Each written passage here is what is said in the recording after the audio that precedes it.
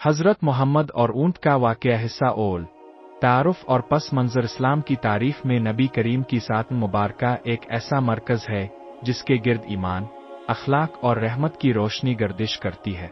आपको अल्लाह ताला ने रहमत लिल आलमीन बनाकर भेजा।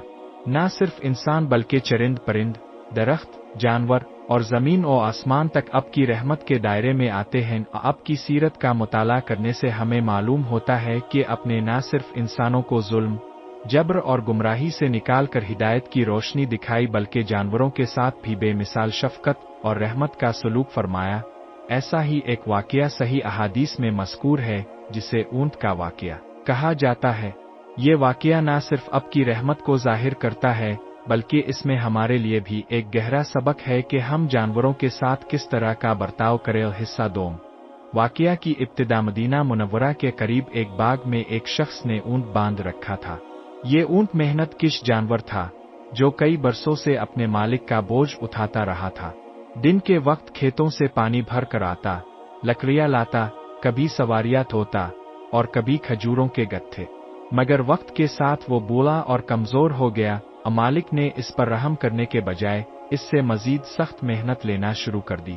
खाना कम दिया जाता, आराम का वक्त ना मिलता और ऊंट थकन से चूर होकर जमीन पर गिरता रहता। ऊंट के दिल में एक दर्द था, एक फरियाद थी जो वो जुबान से तो बयान नहीं कर सकता था मगर आंखों और हालत से सब कुछ आया था। हिस्सा 3। रसूल अल्लाह की आमद। एक दिन नबी करीम अपने चंद सहाबा किराम रजी अल्लाह अन्हुम के साथ इस बाग के करीब से गुजरे। अचानक वो ऊंट नबी को देखते ही भागकर अब के करीब आया। सहाबा किराम हैरान थे कि ये जानवर इतनी तेजी से क्यों आया। ऊंट अब के सामने आया और अपनी गर्दन झुका दी। फिर इसकी आंखों से आंसू बहने लगे।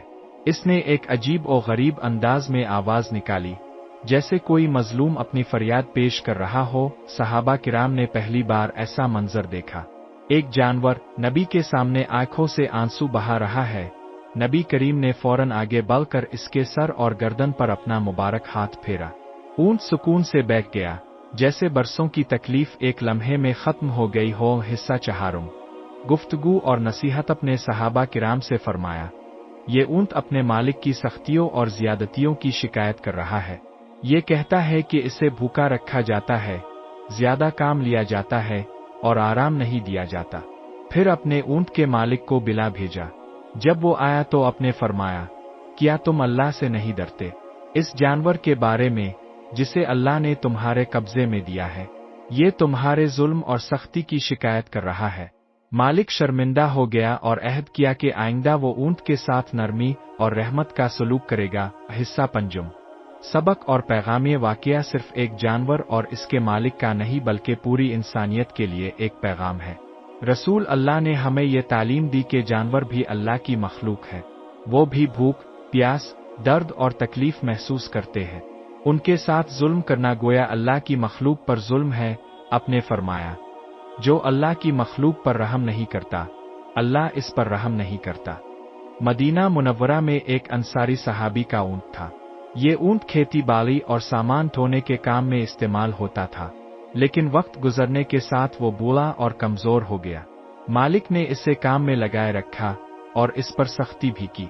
जानवर की कुव्वत जवाब दे गई थी, मगर फिर भी वो अपनी हालत ज़ार जुबान से जाहिर ना कर सकता था। इस्लाम से कब्ल अरब मुआशरा आम तौर पर जानवरों के हुकूक का ख्याल कम ही रखता था। जानवरों को महज बोझ ढोने वाला समझा जाता। लेकिन जब नूर नबुव्वत चमका तो ये दुनिया जानवरों तक के हुकूक से आशना हुई। वाक़या का आगाज़। एक दिन रसूल अल्लाह अपने सहाबा किराम के साथ एक बाग में तशरीफ ले गए। जैसे ही अब बाग में दाखिल हुए, एक ऊंट ने अब को देखा। ये ऊंट अपने मालिक के खजूर के बाग में बंधा हुआ था। ऊंट ने अब को देखा तो अपनी जगह से हरकत करने लगा। फिर अचानक ऊंट ने जोर से आवाज निकाली और आहिस्ता आहिस्ता चलते हुए अब के करीब आया। जब वो करीब पहुंचा तो इसकी आंखों से आंसू बहने लगे। ये मंजर देखकर सहाबा किराम हैरान रह गए। एक जानवर का यूं आंसू बहाना और नबी करीम के कदमों में आकर अपनी हालत जाहिर करना एक मोजिज़ा से कम ना था। अनिब की शफकत रहमत दो आलम ने इस ऊंट के सर पर दस्तन शफकत रखा। अपने निहायत नरमी और मोहब्बत के साथ इसे सहलाया। जैसे ही अपने ऊंट के जिस्म को छुआ, इसके आंसू रुक गए और वो पुरसुकून हो गया। और सहाबा किराम ये मंजर देखकर हैरान थे। उन्होंने अर्ज किया, आ रसूल अल्लाह, ये ऊंट अब को देखकर रोने लगा, ऐसा क्यों? रसूल अल्लाह ने फरमाया, इस ऊंट ने अपने मालिक की सख्तियों और ज्यादतियों की शिकायत की है।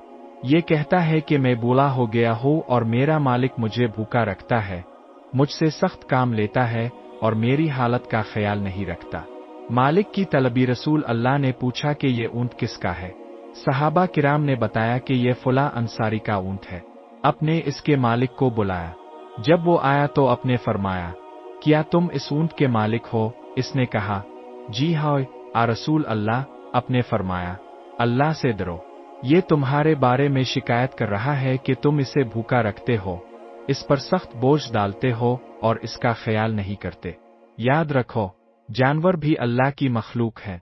जिस तरह तुम पर दूसरों के हुकूक हैं, इसी तरह उन पर भी तुम्हारे जिम्मा हुकूक हैं।